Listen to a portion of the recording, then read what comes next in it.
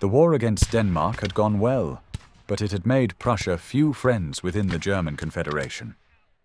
By invading Denmark and dragging Austria along, Prussia had overstepped its federal mandate and thus insulted the other German states. And there still was the question of what to do with Schleswig and Holstein. Austria was willing to accept Frederick of Augustenburg's claim. Prussia, however, was only willing to do so under certain conditions, like the rights to build a canal connecting the Baltic to the North Sea or compensation for their military expenses. When those conditions were rejected, Bismarck considered claiming both duchies for Prussia, further straining the relationship between Berlin and Vienna. Bismarck, however, did not care. The time to force Austria out of the German Confederation had finally come. This was a conflict that Bismarck had seen coming for years. As far back as 1853, he had written, "We cannot coexist in the long run. We breathe each other's air, and one has to give way. Until then, we must be adversaries." Tensions escalated on the 1st of June 1866. When Austria suggested leaving the Schleswig-Holstein question to the Federal Convention, Prussia declared the Austrian government to be in breach of the Gastein Convention. On the 9th of June, following 3 months of mobilization on both sides, Prussian troops invaded Holstein.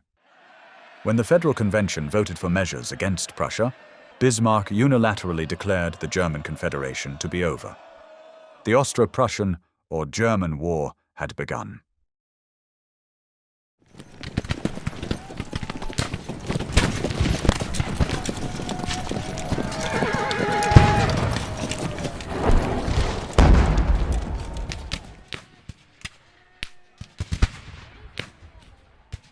On the one side was Prussia and its Italian and German allies, fielding over 600,000 troops.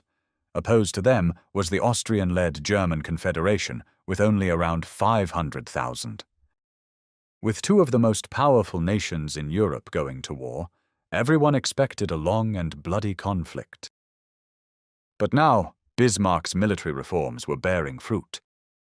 The Prussian military was better organized and better equipped than their federal opponents. While the Austrians still used outdated muzzle loaders, the Prussians were equipped with breech-loading rifles that could be reloaded while in cover. On July 3rd, Prussian and Austrian troops clashed near the Bohemian town of Königgrätz, where the Prussians inflicted a crushing defeat on the Austrians.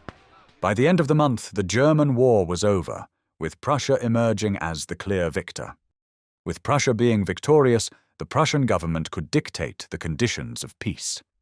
After the victory at Königgrätz, the Prussian generals, as well as the king, wanted to continue the war, occupy Vienna, and impose harsh conditions on the defeated Austrian Empire, maybe even annex it. Bismarck, however, had other plans. Austria was still a potential future ally, and since he feared a French or Russian intervention, he insisted on swiftly making peace. After another bitter fight with the king, he prevailed once again. The terms of the so-called Peace of Prague ended up very lenient.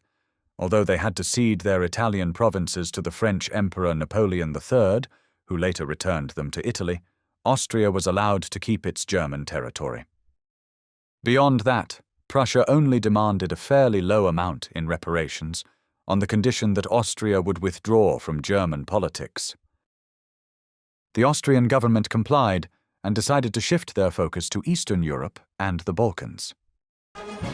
While the war against Austria had been a tremendous success, it had come at a cost. With Austria out of German politics, the balance of power in Europe was changing rapidly, much to the chagrin of the Emperor of the French.